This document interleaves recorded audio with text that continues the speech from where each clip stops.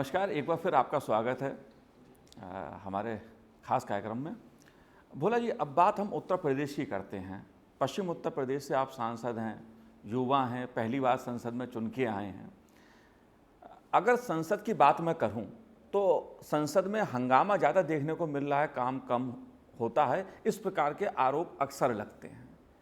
आप नौजवान हैं, दलित हैं और पश्चिमी उत्तर प्रदेश के बुलंदशहर से चुनकर आए हैं।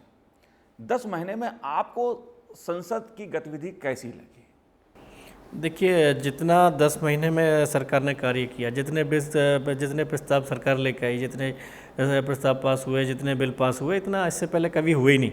एक ऐतिहासिक कार्य किया गया है और विपक्ष शोर मचाता है, लेकिन कार्रवाई पे कोई ज़्यादा लंबा असर नहीं रहता है, क्योंकि बहुत सारे बिल इसमें पास हुए, बहुत सारी योजनाएं आई हैं और जो कार्य हो रहे हैं मैं उससे पूरी तरह संतुष्ट हूँ। सरकार के किए हुए कार्य, मंत्रियों के किए हुए कार्य और पार्लियामेंट में भी कोई ज़्यादा अवरोध नहीं रहा है। कहने का मतलब ये है कि यूपीए सरकार के समय संसद ज़्यादा ठप होती थी, मोदी सरकार के समय ज़्यादा काम हो रहा है। जी बिल्कुल, ये कहने का आपका मकसद है। लेकिन विपक्ष ये कह रहा है कि आपके पास लोकसभा में बहुमत है, आप फिर अध्यादेश की राजनीति क्यों कर रहे हैं? अध्यादेश हर मुद्दे पे क्यों लेके आते हैं? देखिए, अध्यादेश मतलब राजनीति के लिए नहीं, लेकिन जो देशवासियों के लिए जिसमें फ़ायदा हो, जिसमें विकास हो, जिसमें लोगों को ज़्यादा सुरक्षा मिले, ज़्यादा रोजगार मिले, ज़्यादा हर क्षेत्र में जिसका बेनिफिट हो, इस तरीके की इसलिए अध्यादेश लेकर आ रहे हैं। खाली मतलब बदलाव के लिए, दिखाने के लिए उसमें नहीं है।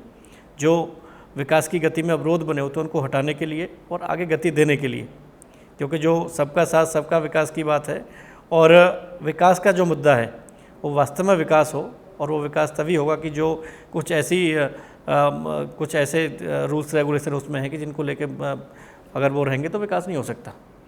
और क्योंकि जैसे अब देखिए, इसका कोल खदानों का आवंटन रहा, उसमें कितना बेनिफिट देश को और सरकार को हुआ, और यूपी के शासनकाल में क्या हुआ वो सब आपके सामने है। क्योंकि आप लोगों ने कोई भी महीना ऐसा नहीं होता था जिसमें एक बड़े से बड़ा घोटाला का जो भी घोटाला खुला उससे एक पहले वाले से बड़ा नज़र आया। तो अब इसमें बहुत बड़ा बेनिफिट हुआ है, 2G स्पेक्ट्रम का आवंटन हुआ है, उसमें भी सरकार को और बाहर देश को फ़ायदा हुआ है। भोला जी, आप दिल्ली से सटे हुए बुलंदशहर से सांसद हैं। आप कह रहे हैं 10 महीने में बहुत काम हुआ और एक सकारात्मक दिशा में सरकार चल रही है, लेकिन फिर दिल्ली में चुनाव बीजेपी क्यों हार गई? देखिए, दिल्ली के चुनाव का मतलब उससे नहीं जोड़ा जा सकता, क्योंकि लोकसभा का चुनाव हुआ और पूरे देश में एक 19 से ज़्यादा बहुमत देश की जनता ने भारतीय जनता पार्टी को दिया। उसके बाद हरियाणा में हुआ, झारखंड में हुआ, जम्मू कश्मीर में हुआ, महाराष्ट्र में हुआ, और सब जगह देश की जनता ने पूरे इन प्रदेशों में सरकार दी, अपनी बहुमत वाली सरकार दी। अब इसके अलावा चाहे अपना मध्य प्रदेश हो, चाहे राजस्थान हो, चाहे महाराष्ट्र हो, जो निकायों के चुनाव हो रहे हैं, उन निकायों के चुनाव में भी भारी समर्थन भारतीय जनता पार्टी के फेवर में गया है। दिल्ली का चुनाव एक विषम परिस्थिति कह लो या कुछ मिसकम्पेनिंग कह लो, और एक समस्या ये भी नज़र आई कि लोगों को लगा कि भाई कुछ जो उन्होंने वायदे किए वो वायदे एक लुभावने वादे जो कभी पूरे ना होने वाले। किसने वायदे? आम आदमी पार्टी जो झूठे वादे करके सत्ता में आई है, एक ऐसे लुभावने वायदे किए जो कभी नहीं पूरे हो सकते, और अभी नज़र भी आ रहे होंगे। क्योंकि अब आप देख रहे हैं दिल्ली की जनता बिजली के लिए परेशान है, क्योंकि अभी तो गर्मी शुरू भी नहीं हुई है और अभी से बिजली के लंबे कट लगने शुरू हो गए। पानी की समस्या ज्यों की त्यों बनी हुई है, बहुत सारी समस्याएं। अब क्योंकि कहने में और कथनी में और करने में बड़ा अंतर होता है, अब करेंगे तो पता लगेगा। नहीं, केजरीवाल तो कह रहे हैं वो तो आम आदमी हैं और राजनीति में वो सत्ता के लिए नहीं आए हैं, वो तो कुछ आम आदमी की सेवा करने के लिए आए हैं। नहीं, बिल्कुल ठीक है, सेवा करने के लिए आए, लेकिन सेवा होनी भी तो चाहिए। खाली कहने से कि हम सेवा करने के लिए आए, सेवा कर रहे, दिल्ली का बदलाव कर देंगे, दिल्ली में तो होना चाहिए, नजर आना चाहिए, करना चाहिए। उनको जो वायदे किए हैं, मैं तो ये कहूँगा जो वायदे करके जनता के बीच में आए हैं, जो वादों को लेके जनता ने उसको भारी बहुमत से यहाँ पे भेजा है, तो जनता के वादों पर खरा उतरना चाहिए, किए हुए वादे पूरे करने चाहिए। जैसे केंद्र की सरकार ने जो वादे किए उन पर अमल भी कर रही है, उस रास्ते में चल भी रही है और आगे उनको पूरा भी कर रही है। 2017 में उत्तर प्रदेश में विधानसभा चुनाव होने हैं। 2014 के लोकसभा चुनाव में भारतीय जनता पार्टी ने ऐतिहासिक प्रदर्शन उत्तर प्रदेश में करा और अपने लगभग चाहे सपा हो चाहे बसपा हो सबको साफ करके रख दिया प्रदेश में। 2017 में क्या बीजेपी उत्तर प्रदेश में चुनाव जीत पाएगी, ऐसा लगता है आपको? चुनाव जीतेगी नहीं बल्कि एक ऐतिहासिक जीत होगी। जैसे लोकसभा के चुनाव के नतीजों ने सबको औचक्का रख दिया कि जो नतीजे आए, इसी तरीके के विधानसभा में होने जा रहा है।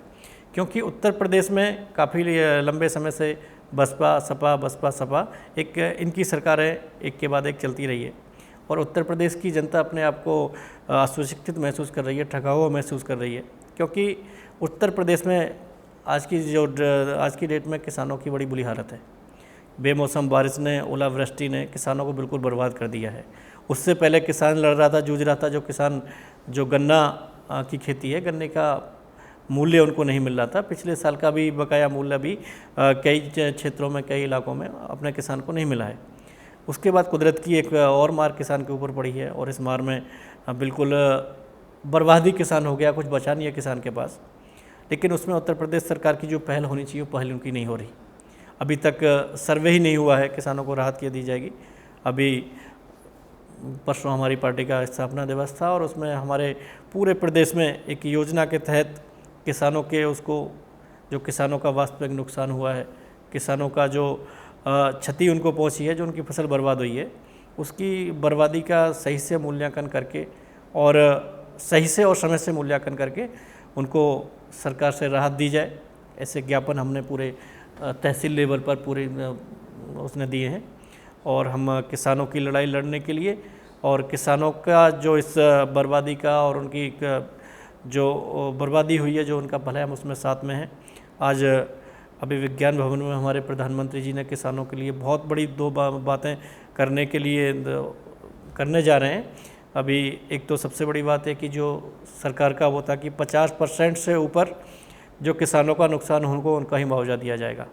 लेकिन प्रधानमंत्री जी ने एक ऐतिहासिक कदम उठाकर जो 50% था उसको 50 से करके 33% कर दिया है कि 33% तक जिनका नुकसान होगा उनको मुआवजा दिया जाएगा।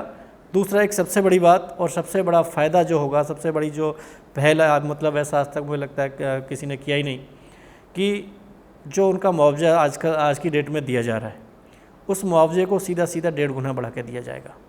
तो एक बहुत बड़ी राहत जो किसान की बर्बादी हुई है, किसान को नुकसान हुआ है, इन दोनों योजनाओं से, जो दोनों मोदी जी प्रधानमंत्री जी दोनों जो योजना अपनी आगे किसानों के लिए दे रहे हैं, तो इससे बहुत बड़ा राहत मिलेगा और किसान कुछ खुशहाल अपने आप को महसूस करेगा।